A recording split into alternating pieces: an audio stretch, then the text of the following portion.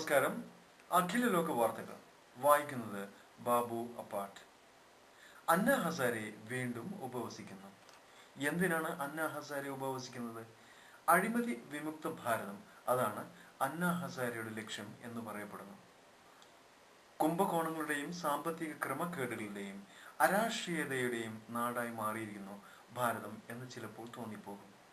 അരാജകത്വത്തിന്റെയും അതിക്രമത്തിന്റെയും ഉദ്യോഗസ്ഥ അഴിമതി പാരമ്പര്യത്തിനെയും എതിരായാണ് സാമൂഹ്യ പ്രവർത്തകനായ അന്ന ഹസാരെ വീണ്ടും രംഗത്തെത്തിയിരിക്കുന്നത്. ലോക്പാൽ ഘടന ഇനിയും വേണ്ട പോലെ ആയില്ല എന്ന് അധിക്ഷേപിച്ച് ജന്തർ മന്ദിറിൽ ഇന്ന് ഹസാരെ ഏകദിന ഉപവാസം നടത്തി.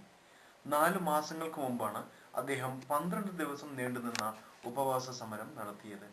പുതിയ ലോക്പാൽ ബില്ലും സാധാരണ ജനങ്ങളുടെ പ്രശ്നങ്ങൾ പരിഹരിക്കാൻ അപര്യാപ്തമാണെന്ന് അന്ന ഹസാരെ പറയുന്നു. എന്തു തന്നെയാണെങ്കിലും ശരി, അഴിമതി നമ്മുടെ രാജ്യത്ത് വളരെ അധികം വർദ്ധിച്ചിരിക്കുന്നു.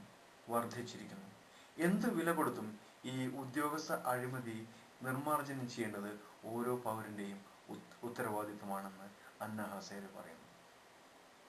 നമസ്കാരം. വീണ്ടും കാണാം. അഖില ലോക വാർത്തകൾ.